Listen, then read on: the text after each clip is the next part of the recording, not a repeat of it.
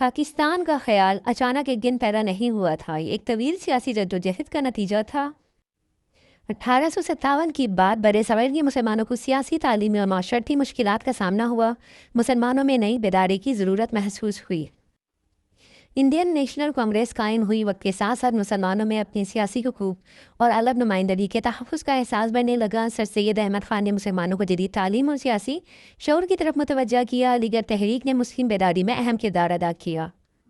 30 دسمبر 1906 کو ڈھاکہ میں آل India Muslim league قائم ہوئی۔ مسلمانوں کے سیاسی حقوق کے لیے یہ ایک اہم قدم تھا۔ مسلمانوں کے لیے جداگانہ انتخاب کا اصول آئینی طور پر تسلیم کیا گیا۔ اس سے مسلمانوں کی الگ سیاسی نمائندگی مضبوط ہوئی۔ مسلم لیگ اور کانگریس کے درمیان لکھنؤ پیکٹ ہوا۔ مسلمانوں کے سیاسی حقوق سے متعلق کئی نکات پر اتفاق ہوا۔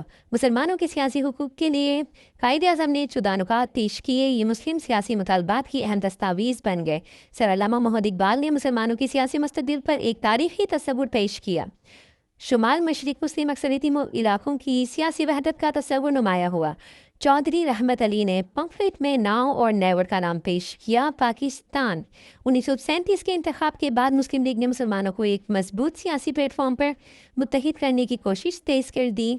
23 مارچ 1940 کو لاہور میں مسلم لیگ کے اجلاس میں ایک تاریخی قرارداد پیش ہوئی۔ یہ تحریک پاکستان کا ایک فیصلہ کن مرحلہ تھی۔ 1947 میں برصغیر کی تقسیم کا منصوبہ سامنے آیا۔ طویل سیاسی جدوجہد اپنے آخری مراحل میں داخل ہوئی۔ پاکستان ایک آزاد ملک بن گیا۔ ایک خواب، ایک جدوجہد اور ایک آزاد وطن۔ الحمدللہ۔